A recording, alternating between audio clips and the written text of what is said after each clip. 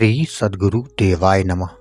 भाइयों बहनों, भगवान का नाम आप चाहे जैसे जपें या लिखें, यह बहुत ही लाभकारी होता है। जीवन में सभी के पास तन, मन या धन की ही समस्या है।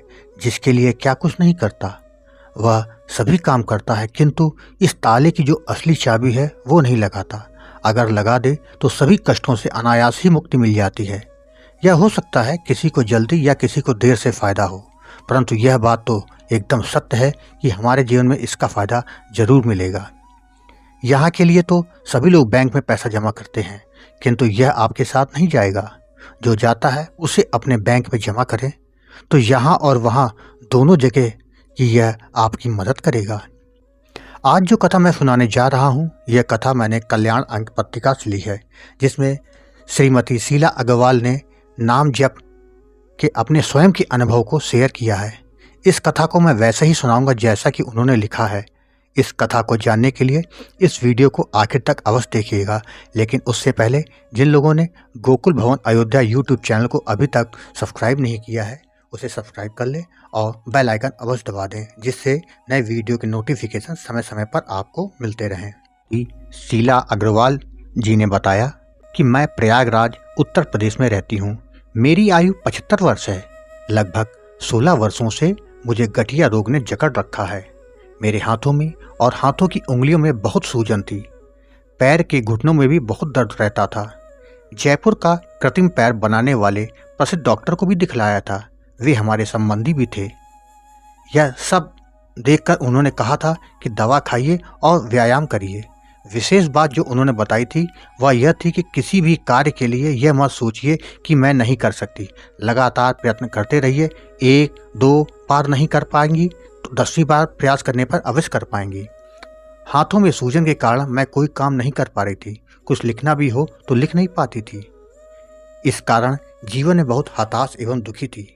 एक व्यक्ति एक दिन राम नाम की पुस्तिका दे गया लिखने के लिए। मैं लिख नहीं पा रही थी। फिर हरि नाम की महिमा का ध्यान कर और उन डॉक्टर साहब की बात का स्मरण कर धीरे धीरे टेढ़े मेढ़े अक्षरों में लिखना आरंभ किया। पहले सप्ताह प्रतिदिन आधा पेज ही लिख पाती थी। फिर दूसरे सप्ताह में पूरा पेज लिखने लगी। लिखावट में भी सुधार आया। मन में जब भी करती थी, इसके कारण मन में आया कि एक बड़े रजिस्टर में हरि के विभिन्न नामों को मैं लिखूं। प्रयत्न करती रही। वर्ष में 4 बड़े त्योहार होते हैं। जब भाइयों को टीका राखी भेजनी होती है, टीका के साथ मैं अपने चारों भाइयों को पत्र भी अवश्य भेजती थी, चाहे टेढ़े मेढ़े अक्षरों में ही लिखा क्यों ना हो। कल्याण के एक अंक में मंत्र जप के लिए निम्नलिखित 16 अक्षरों का यह मंत्र बताया गया था। हरे राम राम राम हरे हरे, हरे कृष्ण कृष्ण कृष्ण हरे हरे।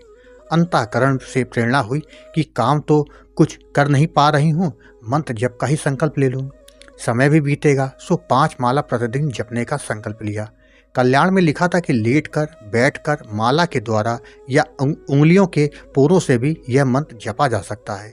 1-2 माला तुलसी की माला से मैं जप लेती थी। 5 माला की संख्या के बराबर जप करना ही था। बाकी उंगलियों के पोरों से भी जपती थी।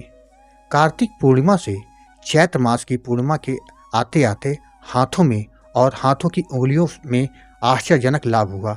सूजन कम होती चली गई। फिर धीरे धीरे घर का काम भी करने लगी। कई पुस्तकें भी लिखी मैंने। उन्हीं हाथों से कई स्वेटर भी बुने। कहाँ 1-2 सिलाई बुनना भी दूभर था। स्वेटर बुनते समय भी मैं भगवान के नाम का जप मन ही मन करती रहती थी। यह सब ईश्वर के नाम का प्रताप है और उन्हीं की अपार कृपा है, ऐसा मैं अंतर मन से मानती हूँ। यह जप जीवन पर्यंत करना चाहती हूँ। अभी भी बैठती या लेटती हूँ तो उंगलियां अनायास ही जप करना प्रारंभ कर देती हैं। भाई बहनों, आपने देखा कि अगर आपने संकल्प अच्छा किया है, भगवान के नाम का जप करने का संकल्प लिया है, तो उसे जरूर करिए। उसका फ़ायदा आपको अवश्य मिलेगा। देर से सही, लेकिन मिलेगा जरूर।